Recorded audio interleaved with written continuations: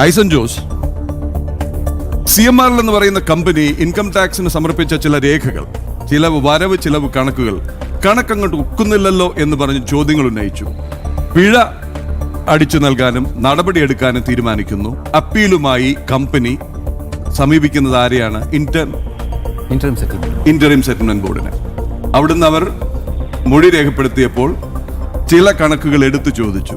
അതിലൊരു കണക്കാണ് ഈ വീണ തൈക്കണ്ടിയിൽ എന്ന് പറയുന്ന എക്സലോജിക് ഉടമയ്ക്ക് വ്യക്തിപരമായും ആ സ്ഥാപനത്തിനും മാസം 8 ലക്ഷം രൂപയോളം വച്ച് നൽകിയിരിക്കുന്നു. ഇതെന്തിനാണ് എന്ന് ചോദിച്ചപ്പോൾ CMRLന് തന്നെ ഉന്നത ഉദ്യോഗസ്ഥർ കൊടുത്ത മൊഴിയാണ് ഒന്നിനുമല്ല എന്ന്. ഇതല്ലേ ആ കേസിന്റെ തുടക്കം. അവിടെയല്ലേ ED രംഗത്ത് വരുന്നത്.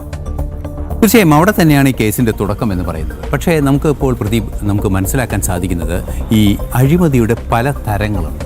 ഈ അഴിമതിയുടെ പല തരങ്ങളിൽ ആദ്യഘട്ടത്തിലും രണ്ടാം ഘട്ടത്തിലും മൂന്നാം ഘട്ടത്തിലും, അതായത് അഴിമതിയെക്കുറിച്ച് പഠിക്കുന്നവർ ചിലരൊക്കെ പറയുന്ന കണ്ടെത്തിയ ചില നിഗമനങ്ങളുണ്ട്. അതിലേറ്റവും പ്രധാനപ്പെട്ട നിഗമനങ്ങളിലൊന്നാണ് ഈ അഴിമതിയുടെ ഓർഡറുകൾ, അഴിമതിയുടെ തരങ്ങൾ.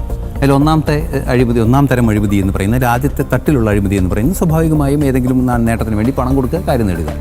രണ്ടാമത്തെ തരം അഴിമതി എന്ന് പറയുന്നത് തങ്ങൾക്ക് താല്പര്യമുള്ള ഉദ്യോഗസ്ഥരെയോ അല്ലെങ്കിൽ താല്പര്യമുള്ള കീ പോസ്റ്റുകളിൽ താല്പര്യമുള്ളവരെ കൊണ്ടുവന്ന് നിർത്തുക.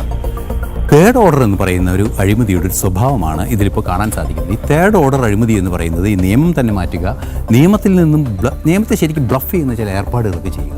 ഇത്തരം ഒരു പ്രശ്നം വന്നപ്പോഴാണ് SFIO എന്ന് പറയുന്ന സ്ഥാപനം തന്നെ ഇവിടെ വന്നുപെട്ടത്. ഈ ഇൻട്രീം സെറ്റിൽമെൻറ്റ് ബോർഡിൻ്റെ ആ ഒരു ഉത്തരവോ അല്ലെങ്കിൽ ആ സംവിധാനങ്ങളോ ഒന്നും മറ്റന്വേഷണങ്ങൾ, അതായത് സാമ്പത്തികമായ ഇടപാടുകൾ, ടാക്സ് അടയ്ക്കുന്നതും ടാക്സ് വെട്ടിക്കുന്നതും ടാക്സ് ഇവേഡ് ചെയ്യുന്നതുമായി ബന്ധപ്പെട്ട വിഷയങ്ങളല്ലാതെ ഒരു വിഷയത്തിലും ഒരു പ്രതിരോധം, ഒരു ഇമ്മ്യൂണിറ്റി കൊടുക്കുന്നില്ല ഇൻട്രീം സെറ്റിൽമെൻറ്റ് ബോർഡിൻ്റെ ഒരു നിഗമനം എന്ന ആ ഒരു പോയിന്റ് കൂടി നിൽക്കുന്ന പശ്ചാത്തലത്തിലാണ് ഈ കേസുകളൊക്കെ EDക്ക് വരുന്നതും ECIR രജിസ്റ്റർ ചെയ്യാതെ തന്നെ സിവിൽ പ്രൊസീജിയറുകൾ ആരംഭിക്കാമെന്ന ഈ കഴിഞ്ഞ ദിവസം വന്ന വിധി, ഹൈക്കോടതിയിൽ നിന്ന് വന്ന വിധി, അതുപോലെ തന്നെ SFIO എൻക്വയറി, എല്ലാ വിഷയങ്ങളും അവിടെ ഉണ്ടാകുന്നത്.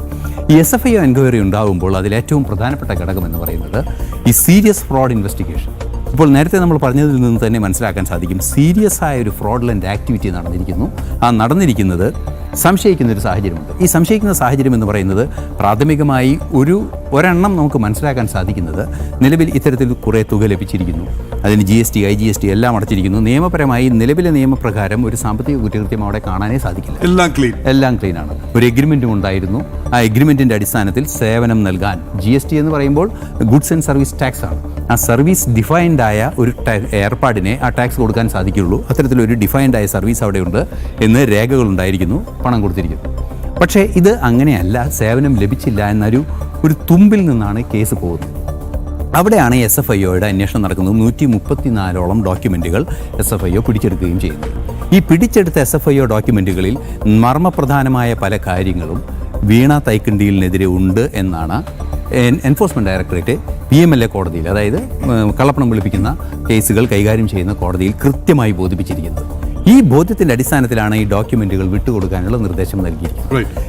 കൃത്യമായാണ് അന്വേഷണത്തിൻ്റെ പോക്ക് എന്നാണ് ഇപ്പോൾ മനസ്സിലാക്കാൻ സാധിക്കുന്നത്. ഇത് നേരത്തെ നമ്മൾ പറഞ്ഞിരുന്നത് പോലെ വീണ തൈക്കണ്ടിയിലിനെ ഇന്ന് ഇവിടെ കൊണ്ടു നിർത്തി എന്ത് തെറ്റ് ചെയ്തു എന്ന് ചോദിച്ചാൽ ഒരു കുറ്റവും നമുക്ക് ആരോപിക്കാൻ പറ്റില്ല.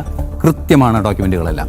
പക്ഷേ SFIOയുടെ ഈ കണ്ടെത്തിയ ഡോക്യുമെൻറ്റുകളും ഈ തുകയും എല്ലാം തന്നെ കൈകാര്യം ചെയ്യുന്ന രീതി വരുമ്പോൾ ചിലപ്പോൾ ഈ പ്രതി, ഈ വീണ എന്ന് പറയുന്ന വ്യക്തി ഒരു പക്ഷേ നിയമത്തിൻ്റെ മുന്നിൽ കുറ്റക്കാരിയായേക്കാം. ആ കുറ്റക്കാരിയാകുന്നതിന് ഒരു സാധ്യത, നേരത്തെ അതൊരു സൂചന മാത്രമാണ്, യാഥാർത്ഥ്യമാകാൻ സാധ്യതയില്ല. ഈ തുക വിദേശത്തെ ഒരു ബാങ്ക് അക്കൗണ്ടിലേക്ക് മാറ്റി. നമുക്ക് ആ തലത്തിലേക്ക് വരാം. ഈ അഴിമതിയുടെ അല്ലെങ്കിൽ ഇടപാടുകളുടെ അന്വേഷണത്തിന്റെ അടുത്ത ഘട്ടത്തിലേക്ക്